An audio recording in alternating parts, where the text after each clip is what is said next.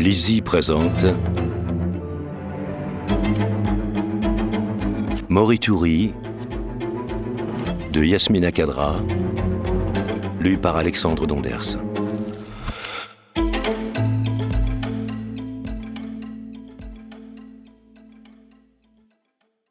À notre regretté Waria C. Shaila.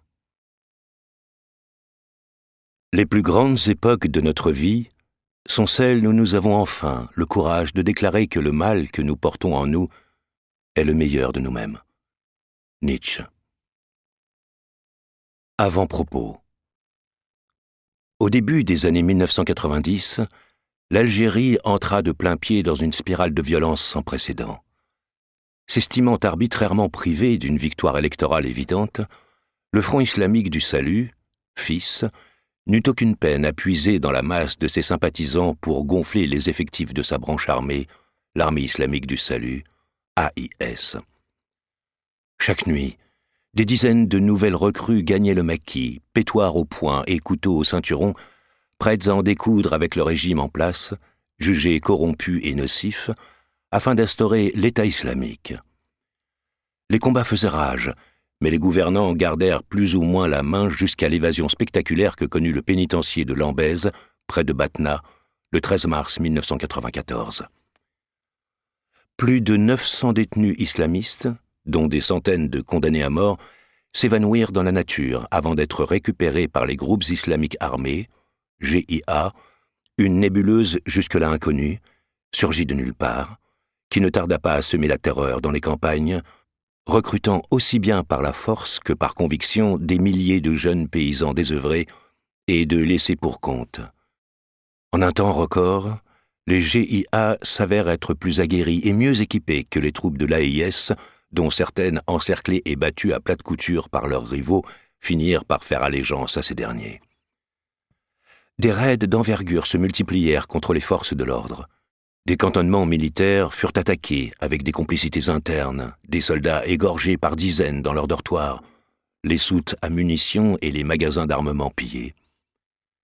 Bientôt, des territoires d'influence et des escadrons de la mort furent constitués pour faire main basse sur les campagnes et mettre en place des zones interdites, dites libérées, que l'armée peinait à investir lorsqu'elle n'y essuyait pas des pertes considérables. L'enfer venait d'annexer une patrie malade d'elle-même, et le bastion des révolutions qu'était l'Algérie menaça de s'écrouler comme un château de cartes.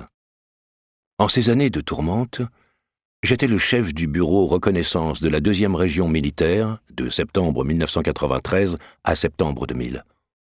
Opérant dans les 14 wilayas de l'Oranie, je voyais mon pays partir en fumée un peu tous les jours, mais à aucun moment je n'ai douté de sa résilience. Les opérations de ratissage dans les maquis infestés et dans les agglomérations contaminées ripostaient aux attentats et aux massacres djihadistes. Les pertes militaires et civiles dépassaient l'entendement. Cependant, pas question d'observer un moment de répit ou de céder le moindre empan de terrain aux hordes fanatiques. En temps de guerre, on ne peut rendre les armes sans rendre l'âme du même coup. Et l'Algérie éternelle se savait sur la corde raide. Mais ce qui la navrait plus que tout au monde, c'étaient les malheurs épouvantables que lui infligeaient ses propres rejetons. Pour garder un soupçon de lucidité et coller au plus près à la réalité afin de rester éveillé, j'écrivais. Morituri est né le matin du 1er novembre 1994, dans un geyser de poussière et de feu. Au cimetière de Sid Ali, à l'est de Mostaganem, où le commandement militaire régional et les autorités locales avaient choisi de célébrer le 40e anniversaire du déclenchement de la guerre de libération. J'étais là tout à fait par hasard. J'avais passé la nuit à Oran, en alerte absolue au centre des opérations antiterroristes. Les djihadistes nous avaient habitués aux pires boucheries la veille de chaque fête religieuse ou nationale.